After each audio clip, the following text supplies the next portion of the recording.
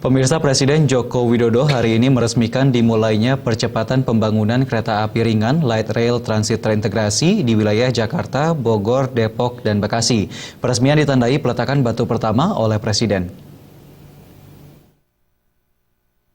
Dengan mengucapkan Bismillahirrahmanirrahim agar segala sesuatunya. Proyek percepatan pembangunan Light Rail Transit Rabu pagi diresmikan pembangunannya oleh Presiden Joko Widodo. Peresmian ditandai dengan peletakan batu pertama atau groundbreaking di Jalan Taman Mini, Jakarta Timur. Sejumlah menteri dan pejabat daerah hadir dalam groundbreaking ini.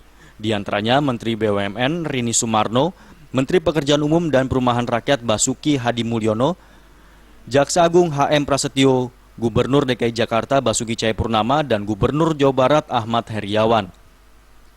Presiden mengungkapkan bahwa Indonesia saat ini masih tertinggal dalam pembangunan infrastruktur, utamanya transportasi massal.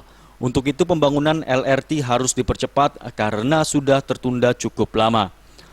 Saya sampaikan LRT ini harus terintegrasi dengan busway, dengan MRT, dengan kereta api KRL, dengan kereta api bandara, dengan kereta api cepat, semuanya terintegrasi. Kalau nggak terintegrasi, jalan sendiri-sendiri ya nggak sambung gimana? Ada orang turun mau kemana? Orang turun dari LRT mau ke Bandung yang langsung naik kereta turun di sebuah stasiun, naik ke kereta api cepat misalnya. Yang turun dari kereta api cepat mau langsung ke bandara, turun di sebuah stasiun, naik kereta menuju ke kereta bandara.